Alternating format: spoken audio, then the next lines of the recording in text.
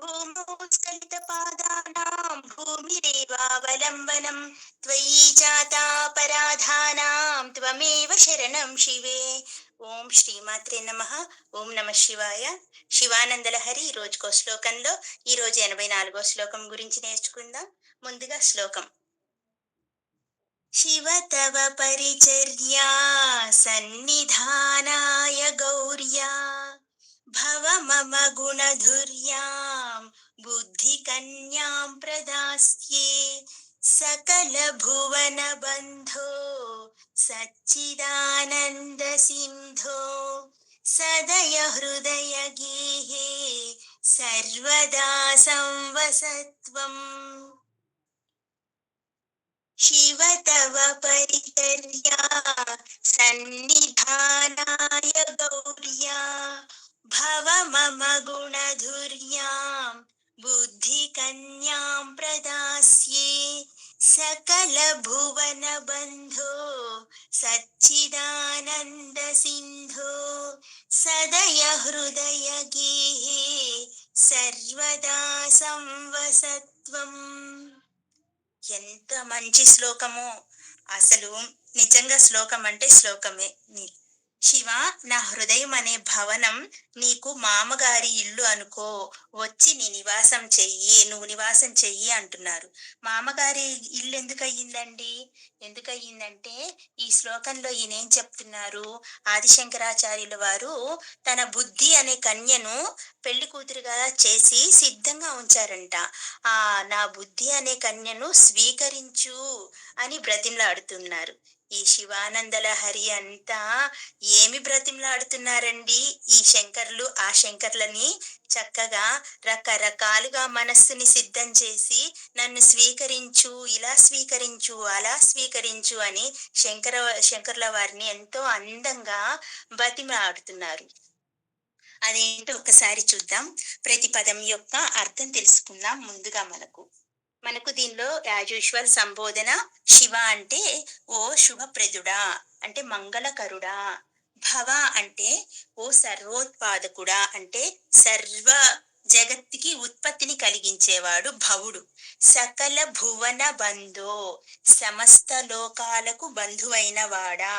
సచ్చిదానంద సింధో, సచ్చిదానంద సింధో అంటే సత్ అంటే ఎప్పుడు ఉండేవాడు, చిత్ అంటే ఆనంద స్వరూపుడు. సచ్చిదానంద సింధో అంటే ఆనందం అనే సముద్రాన్ని తన దేహం మీద కలిగినవాడు. అందుకే సచ్చిదానంద సింధో అని పోలుస్తున్నారు. ఇంకా సదయ అంటే దయావంతుడు. గౌర్య అంటే పార్వతీదేవితో కూడి, తవ నీ యొక్క, పరిచర్యా సన్నిధానాయ సేవించడానికి సమీపమందు ఉండుట కొరకు, మమ నా యొక్క, గుణధుర్యాం సకల గుణాలను వహించిన, బుద్ధి కన్యాం బుద్ధి అనే కన్యను, ప్రదాస్యే దానము చేస్తాను, త్వం నీవు, హృదయ గేహే నా హృదయం అనే గృహమునందు, సర్వదా ఎల్లప్పుడును, సంవస సుఖంగా నివసించు అని చెప్తున్నారు. మామూలుగా మనం ఏం చేస్తాము, ఒక వివాహం మన ఇంట్లో ఒక అమ్మాయికి కానీ ఒక అబ్బాయికి కానీ పెళ్లి చేయాలంటే ఏం చేస్తాము, ఆ అబ్బాయి గుణగణాలు ఏంటో తెలుసుకుంటాం. ఆ తర్వాత ఆ అబ్బాయికి వధువుని చూడాలనుకోండి, ఆ అమ్మాయి గుణగణాలు ఏంటో చూస్తాము. ఇక్కడ చూడండి, శివుడి యొక్క గుణగణాలను చక్కగా చెప్తున్నాడు ఆయన.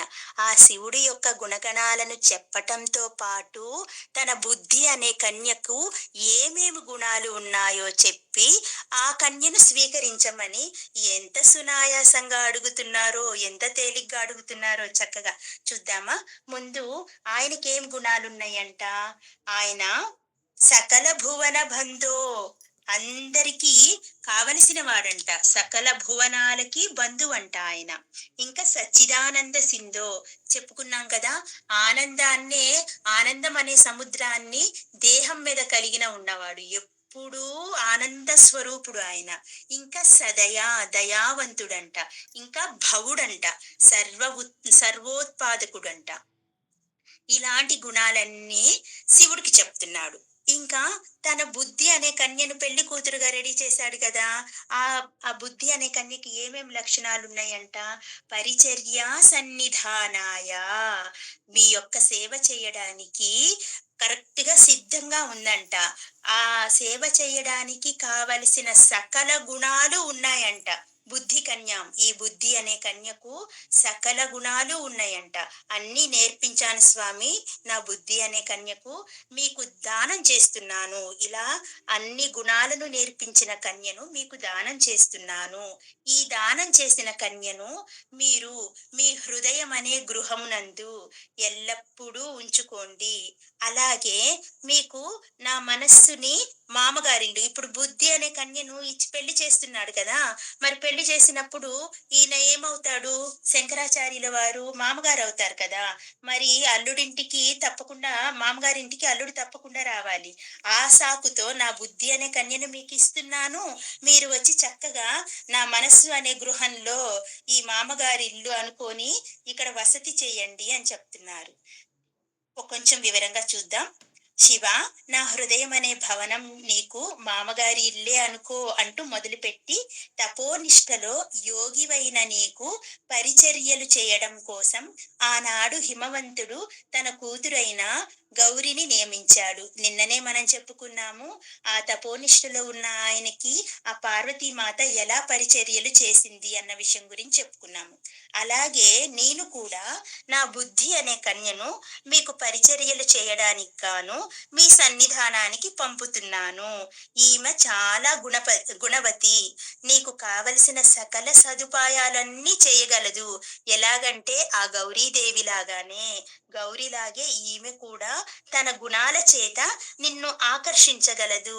మనం నిన్ననే చెప్పుకున్నాం ఎలా పార్వతీమాత సపర్యలు చేసి ఉపచారాలు చేసి శివుణ్ణి మెప్పించి పొందింది కదా! అలాంటి గుణాలన్నీ ఈమెకు కూడా ఉన్నాయి.